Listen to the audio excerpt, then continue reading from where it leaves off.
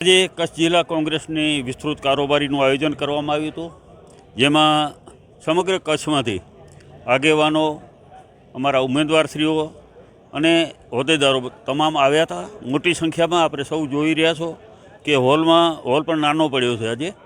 અને ખાસ કરીને જે અમારા મુદ્દા હતા, આજે અમે 13 જેટલા ઠરાવો રજૂ કર્યા છે, જેમાં શિક્ષણનો પ્રશ્ન હોય, આરોગ્યનો હોય, વીજ લાઈનોના હોય, ભ્રષ્ટાચારનો મુદ્દો હોય, ખનિજનો મુદ્દો હોય. આમાં વિવિધ મુદ્દાઓ લઈને આજે અમે ઠરાવ આ સભામાં પસાર કરીને સરકાર સમક્ષ આવનારા દિવસોમાં આના માટેની રજૂઆતો કરશું, લડાઈ લડીશું. અને ખાસ કરીને આવનારી વિધાનસભાની ચૂંટણીઓ 2027માં જ્યારે આવી રહી છે, ત્યારે બૂથ લેવલ સુધી સંગઠન મજબૂત બને અને તાલુકા સમિતિઓ છે, જિલ્લા સમિતિઓ છે, એમને જે હોદ્દેદારો છે એને પણ અમે વિવિધ જવાબદારીઓ પણ સોંપવાના છીએ.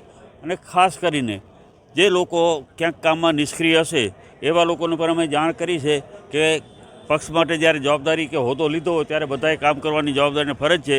અને આવા લોકો હશે તો આવા જે સંગઠનમાં ક્યાંય પણ કોઈ ફરિયાદ કરતા, માની લો કે ક્યાંય ને ક્યાંય પક્ષ વિરોધી પ્રવૃત્તિ કરતા હશે તો એવા લોકો સામે પણ કડક કાર્યવાહી કરવાનું પણ અમે આજની સભામાં નક્કી કર્યું છે.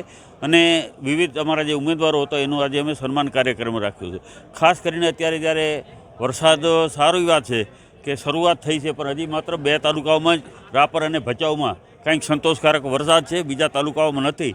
તો એના માટે પણ અમારે સરકારશ્રીને અનુરોધ કરીએ છીએ કે પીવાના પાણીની તકલીફો છે, ઘાસચારાની તકલીફો છે, એના માટેની વ્યવસ્થા ગોઠવે. અને ખાસ કરીને આ તાયફાઓ છે એ બંધ કરી અને લોકો ઉપયોગી કામ થાય. શિક્ષણમાં પણ આપણે જોઈએ છીએ કે આપણા જિલ્લાની પરિસ્થિતિ ખૂબ ખરાબ છે, 50%થી વધારે જગ્યાઓ ખાલી છે. આરોગ્યની પણ પરિસ્થિતિ એવી જ છે. તો આ સરકારમાં જે લોકોના કામ થવા જોઈએ થતા નથી. ભ્રષ્ટાચાર ખૂબ માજા મૂકી છે. ખાસ કરીને ખનિજનો મુદ્દો હતો કે ખનિજના તમે રેડપારો દંડ કરો છો, પણ એની વસૂલાત કેટલી કરી, આ મુદ્દા ઉપર પણ અમે ખનિજ વિભાગ પાસેથી આમ તો આરટીઆઈ હેઠળ અમે માહિતી માગી જ છે, પણ આવનારા દિવસોમાં કદાચ લડાઈ પર લડવી પડે કે જાહેરાતો થાય છે દંડની, પણ એની વસૂલાત ક્યાંક ને ક્યાંક થતી નથી. તો બેફામ અત્યારે તમામ રીતે ભ્રષ્ટાચાર હોય, ખનિજનો મામલો હોય કે કોઈ પણ ખાતામાં કે વિભાગમાં જાઓ, આમ આદમીનું કોઈ કામ થતું નથી. માત્ર ને માત્ર ઉદ્યોગપતિઓનું કામ થાય છે.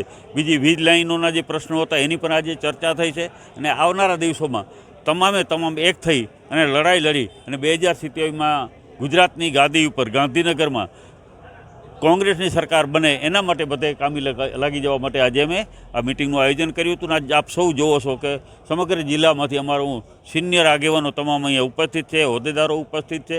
અને આવનારા દિવસોમાં અમે લડાઈ લડવા જઈ રહ્યા છીએ.